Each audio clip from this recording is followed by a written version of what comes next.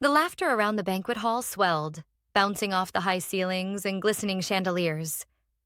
The scent of roses, champagne, and vanilla-scented candles lingered heavily in the air. Yet, as I scanned the lavish setup, the perfectly laid tables, the towering cake, the white lilies cascading down the centerpiece, I felt nothing but numbness. My name tag was nowhere to be found. My chair, gone. Oops, my sister-in-law, Amber, said with a mock-apologetic smile. Guess we miscounted.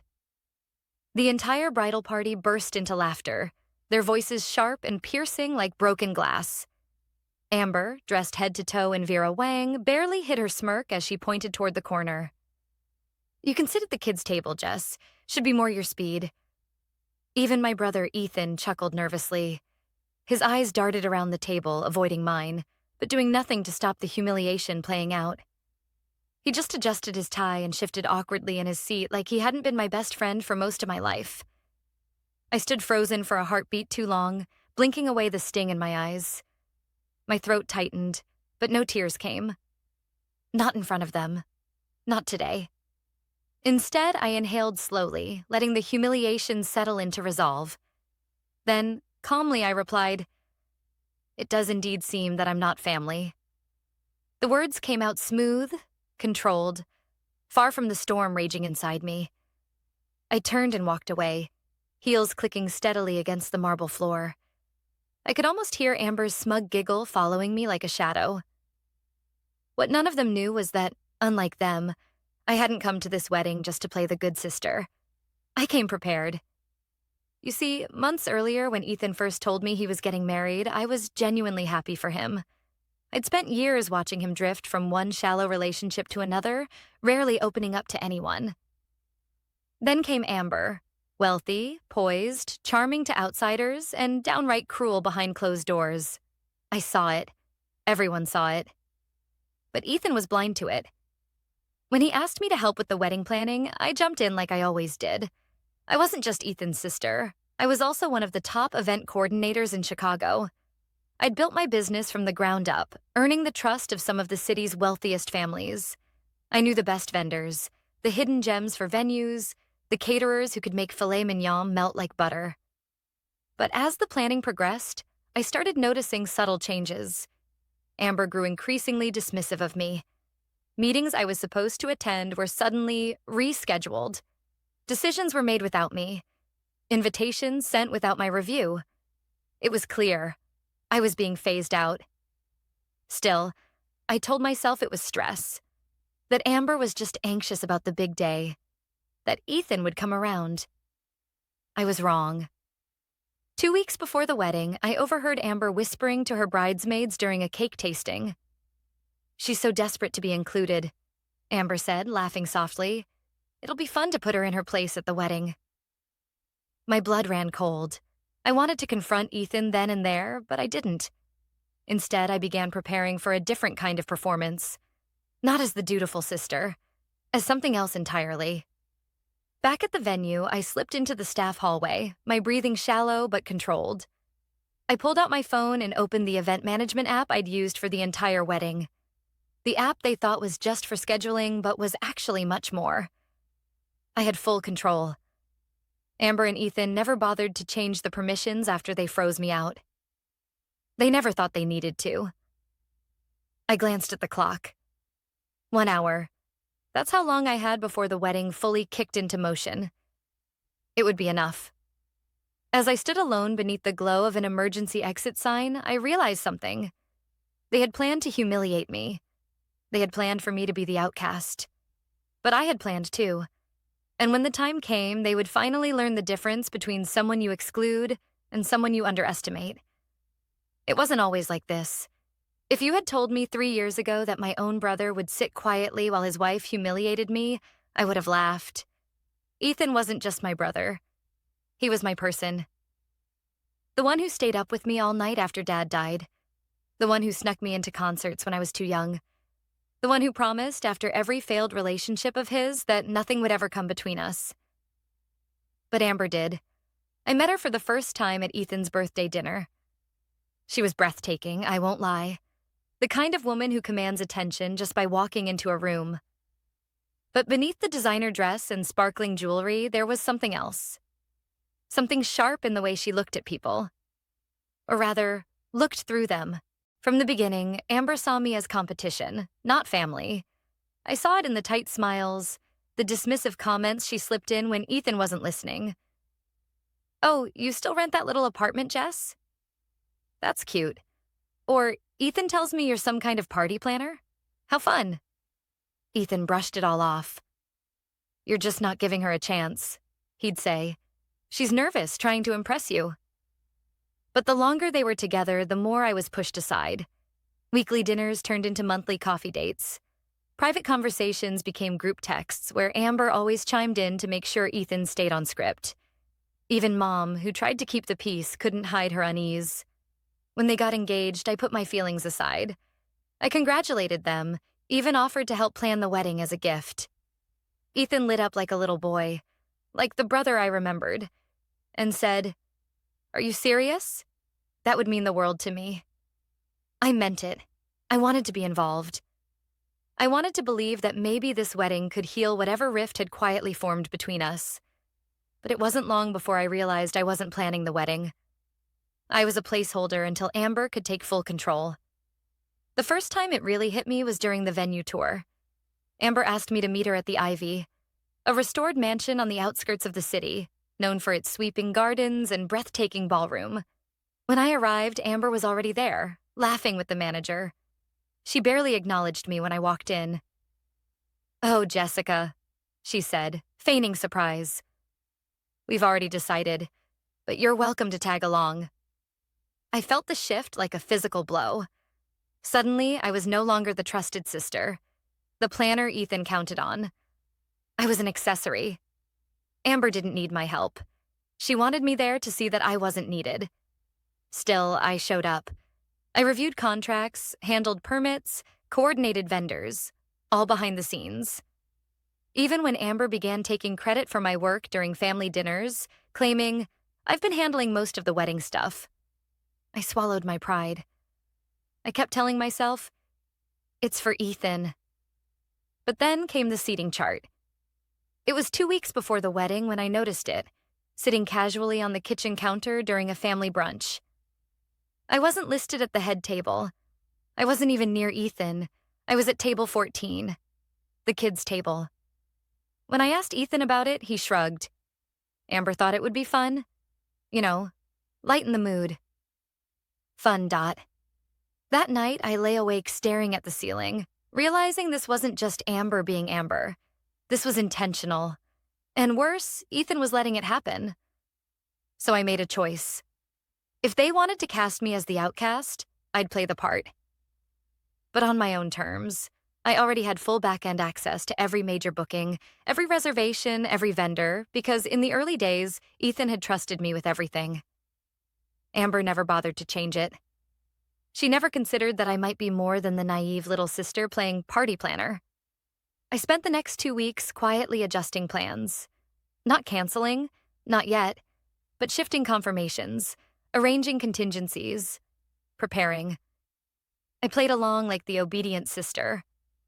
I smiled at Amber's digs, nodded along when Ethan pretended not to notice, and waited. Then today happened. They finally made their move. The missing chair, the laughter, the public humiliation.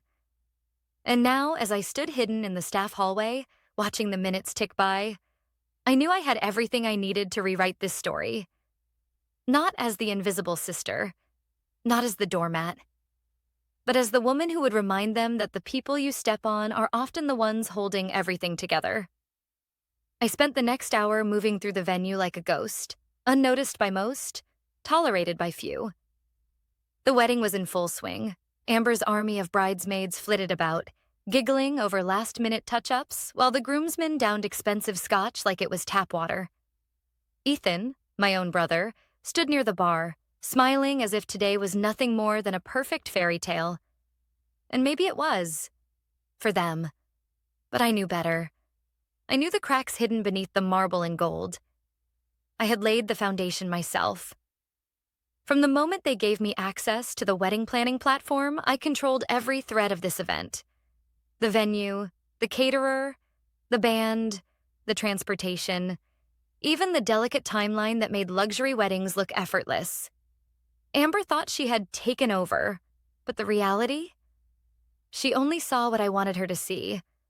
I wasn't just the sister. I wasn't just the planner. I was the architect. And now, as I stood in the shadows, watching the pieces move, I felt a strange calm settle over me. The kind that only comes when you've already accepted what you have to do. I caught sight of Amber adjusting her veil in the giant floor-length mirror outside the bridal suite. She looked flawless, perfectly poised, a picture of elegance and cruelty wrapped into one. "You don't have to stay for the ceremony," she said casually when our eyes met in the reflection. "We wouldn't want you to feel out of place." No venom in her voice, just that insufferable sweetness that masked something far uglier underneath. I simply smiled and replied, "I wouldn't miss it." She blinked, briefly thrown off by my composure. But then the smirk returned. Amber always loved to think she was 2 steps ahead. I left her there, thinking she'd won. The ceremony unfolded like clockwork, but every second felt like a dagger. I stood near the back, not among family, not even among friends. No one dared speak to me beyond forced smiles and stiff nods. I noticed it all. The subtle glances, the barely whispered comments, the satisfied looks from Amber's parents as they saw me tucked away like some unwanted guest. And Ethan? He stood there under the archway, beaming as Amber walked down the aisle. I searched his face for some flicker of discomfort, some shadow of regret. There was none. When the officiant asked if anyone had any objections, I swear Amber's eyes flicked briefly toward me, daring me to speak. But I said nothing. I wasn't here to stop the wedding. I was here to let it happen. Later, during the cocktail hour, I wandered out to the garden, taking in the soft hum of conversations and the clinking of champagne flutes. Guests were already boasting about the evening ahead. The 5-course meal, the midnight dessert bar, the live jazz band flown in from New Orleans. But they didn't know what I knew. The vendor calls I had quietly made the night before, the updated contracts I signed personally, the contingency clauses I had prepared, just in case. They thought they were hours away from a flawless evening, but I knew the truth. Standing there beneath the string lights, watching my brother's world swirl around him, I felt a deep sadness. This wasn't just about a wedding. It wasn't just about a missing seat or a petty sister-in-law. This was about Ethan choosing them over me. Not once, but over and over. And yet, beneath the sadness, a spark of pride burned quietly. I wasn't walking away bitter. I wasn't walking away empty-handed. I had the power to decide how this story ended. And it wouldn't be the story Amber had planned. Back inside, the venue staff moved like clockwork, unaware that their evening would soon change. The dining room was immaculate. Every detail was picture-perfect. White linens, crystal glasses, custom menus embossed with Ethan and Amber's initials, all the result of months of work. My work. But none of them knew that the strings had already been cut. I took one final stroll past the head table where my missing seat should have been. I even smiled when Amber caught my eye again. This time, her smirk faltered. Only for a second, but it was enough. Because the clock was ticking. And when midnight came, when their perfect illusion crumbled, they would realize that the one person they thought didn't matter had been holding all the pieces all along. The first sign that something was wrong came just as the guests were beginning to take their seats. I was standing near the back of the room, watching from the shadows, when I noticed the maitre d' whispering frantically to Amber's wedding coordinator. A young woman Amber had hired last minute to replace me when she decided I wasn't professional enough for her wedding. The coordinator's expression shifted from calm to pale panic as the maitre d' handed her his phone and pointed toward the kitchen. Amber was too busy basking in compliments to notice, and Ethan, as always, was simply content to be along for the ride. The second sign came when the lights flickered and the band began quietly packing their instruments. Guests noticed, glancing around in confusion. The smooth jazz that had been playing moments ago was replaced by awkward silence. Amber finally noticed. "Why are they leaving?" she hissed at the coordinator, loud enough for a few guests to hear. But it wasn't just the band. Slowly, quietly, staff began stepping back, whispering nervously to one another. I could see it happening like the first domino in a carefully arranged line. No champagne was being poured. No servers were bringing out hors d'oeuvres. The kitchen doors remained shut. Amber's perfectly curated fantasy was beginning to crumble. I took a seat at the edge of the garden, watching the chaos unfold like it was a private show. Only I knew the truth. I had undone every thread. The venue? Booked under my company's guarantee. The caterers? Contractually bound to me. The band? My personal contacts. The floral arrangements, the transport, the late-night dessert bar? All under my control. 2 nights ago, I executed the contingency contracts. Non-payment? Breach of terms? Event paused. Indefinitely. It was all perfectly legal. All perfectly quiet. No one noticed until it was too late. The third sign came when Amber stormed into the staff hallway, voice sharp and brittle. "What is going on?" she snapped at the panicked coordinator. "Fix it." They said the payments were reversed," the coordinator stammered. "Nothing is confirmed, and the staff's contracts are frozen pending authorization." "What does that mean?" Amber demanded. "It means," I said calmly, stepping out from the shadows, "that your wedding is, technically, on hold." Amber spun around, eyes wide, lips parted in shock. "You?" she breathed. "You did this?" Before I could answer, Ethan appeared behind her, eyes flicking nervously between us. He looked like a man who had just realized he'd been standing on thin ice all along. "Jess, what's going on?" he asked, voice tight. I tilted my head slightly. Amber wanted me to help with the wedding. I helped. Amber's eyes narrowed. "You vindictive little—" "Careful," I interrupted softly. "You wouldn't want to cause a scene." She faltered. Public image was her obsession. And right now, every guest was looking around, murmuring as the room fell deeper into chaos. "You can't do this," Ethan said, his voice less angry and more disbelieving. "Jessica, this is my wedding." "And I spent months making sure it would be perfect," I replied evenly, "until you both decided I didn't belong." For the first time, Amber's mask cracked fully. "This is petty. You're ruining Ethan's day." Ethan's day? The same Ethan who had laughed when I was sent to the kids' table? The same Ethan who let Amber diminish me for over a year without ever stepping in? I let the silence hang heavy between us before finally saying, "Consider it a lesson." Amber grabbed Ethan's arm, pulling him aside to whisper furiously. I saw it happening exactly as I had expected. Amber wasn't worried about Ethan's feelings. She wasn't worried about family. She was worried about optics, about the Caldwell guests whispering behind their wine glasses, about her father's business partners watching the bride lose control of her own wedding. From my spot in the hallway, I could already hear the growing discomfort inside the reception hall. The band was gone. The kitchen locked. The servers vanished. Vendors were now gathering in the parking lot, confused but obedient to the revised contracts. All eyes would soon turn toward Amber and Ethan. No food, no music, no event. Just the lingering question in everyone's mind. What happened? I turned to walk away, leaving them in the mess they created, but not before adding softly, "Oh, and Ethan? Remember when you said I was just overreacting? Still think so?" I didn't wait for a response. As I stepped out into the cool night air, I felt nothing but quiet satisfaction. Not triumph, not revenge, just clarity. They had underestimated me, but I was never the extra. I was the foundation. The murmur of confusion grew louder as I stepped outside into the cool evening air.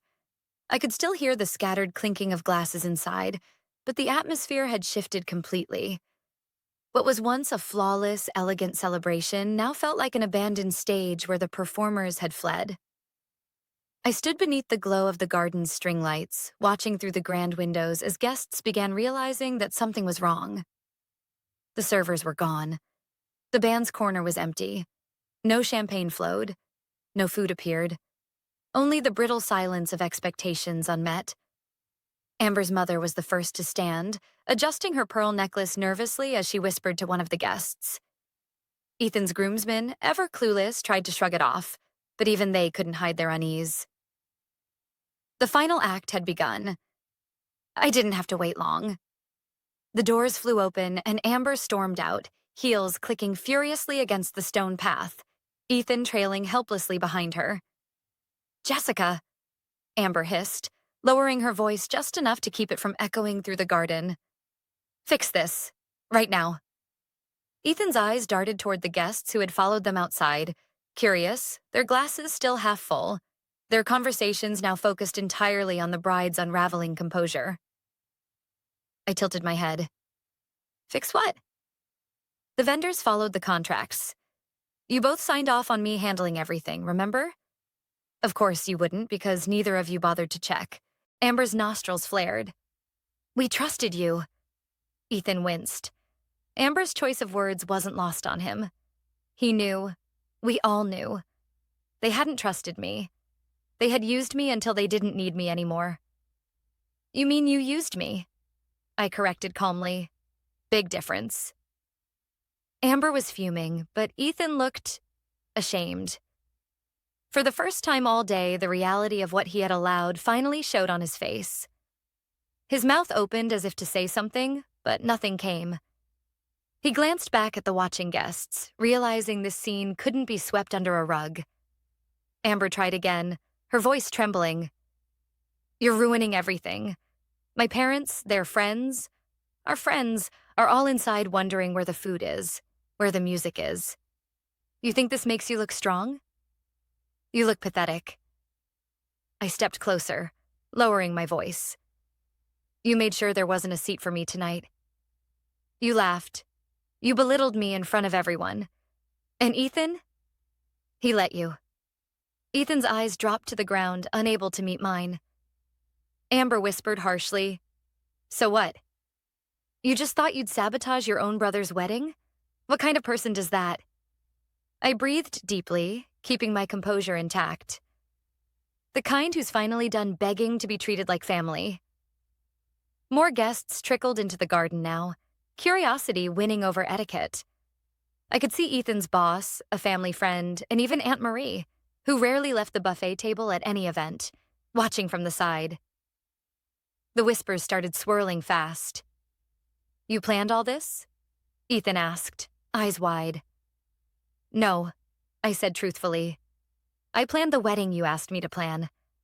Then, when I realized I wasn't part of it anymore, when Amber made sure I wasn't even welcome, I simply stopped protecting it." Amber stepped forward, but Ethan held up a hand, stopping her. His voice, quieter now, cracked slightly. "You could have told me." "Told you what?" I asked. "That your fiancé was planning to humiliate me? That you were too busy looking the other way to see it? You would have brushed it off like you always did." I saw it then. The collapse. Not just of the wedding, but of the story Ethan had been telling himself. That Amber was just strong-willed, that the family would work itself out, that his sister would always be there no matter how they treated her. By now, almost every guest was outside. No music, no dinner, no first dance. Just silence and the uncomfortable realization that something big had just happened. "I'm not doing this here," Amber snapped, tugging at Ethan's sleeve. "Inside. Now." But Ethan didn't move. He looked around at the people gathered, the pity in some eyes, the judgment in others. And finally, his gaze returned to me. Not as his sister who was overreacting, but as the person who had always been there, quietly holding everything together. "Jess." His voice cracked. I shook my head. "Don't. It's too late." I turned and walked away, leaving them standing beneath the string lights, surrounded by whispers and unfinished toasts. I didn't need to say anything more. They would feel it long after tonight. The cost of turning family into an afterthought. And the night wasn't even over yet. The night air felt colder as I walked away from the venue, leaving behind the crumbling remains of a wedding that was never meant for me, I didn't rush. I didn't have to. I knew that inside, Amber was scrambling to save face while Ethan stood frozen, watching everything he thought was untouchable unravel before his eyes. As I reached the small parking lot tucked behind the garden, I allowed myself one deep breath. For the first time in what felt like years, I wasn't holding it all together for someone else. I had nothing to prove to Amber, nothing to salvage with Ethan, nothing left to lose. And strangely, it felt like freedom. I sat in my car for a while, staring out at the glowing windows of the venue. From this distance, the murmurs of the guests had faded, but I could imagine the chaos inside. Vendors would be explaining that payments had been voided. The caterers would be quietly packing up. The band would already be halfway down the highway. The clock had struck midnight. The grand wedding that Amber had designed to impress, to cement her position, to put me in my place, was officially over before the main course had even been served. But it wasn't just about the wedding, and it never had been. The next morning, my phone buzzed with messages. First from Mom, who had pieced together what had happened faster than most. "I hope you're okay. Call me when you're ready." Then from a few distant relatives who hadn't dared to speak up last night, but knew exactly why I did what I did. "You didn't deserve any of that." And then came Ethan, dozens of texts. Some angry, some confused, some almost sounding like the brother I remembered. But it was the voicemail, the one he left at 3:13 a.m., that told me everything. "Jess, please. I messed up. I should have stopped it. I should have done something. You were right. Amber's furious, but that's not the point. I was wrong. Please just call me." I played it twice. And for the first time in a long while, I cried. Not out of sadness, but out of release. 2 days later, I met Ethan at a small coffee shop we used to visit after Dad's chemo appointments. He looked exhausted, dark circles under his eyes, shoulders hunched forward like the weight of it all had finally landed. We sat in silence for a moment before he finally said, "You were right." I stirred my coffee slowly. "About what?" "All of it," he admitted. "Amber, the wedding, everything. I let her treat you like you were nothing. I let all of them." The apology I never thought I'd hear. "I thought you'd always be there," he continued. "No matter how bad it got. No matter how much I looked the other way." I studied him carefully. For the first time since the engagement, he wasn't hiding behind excuses. There was no Amber to speak for him. No parents whispering about family image. Just Ethan, my brother. "That's the thing, Ethan," I said quietly. "I would have been. But there's only so much someone can take." He nodded, tears threatening at the corners of his eyes. "I'm sorry." And maybe in that moment I could have unloaded everything. The resentment, the disappointment, the years of being dismissed and sidelined. But I didn't. Because the truth was, I didn't need to. I had already let it go. The wedding became a whispered legend within our social circles. Not just because it fell apart, but because no one could quite explain how. Amber, of course, spun her version, blaming vendor incompetence and unforeseen issues.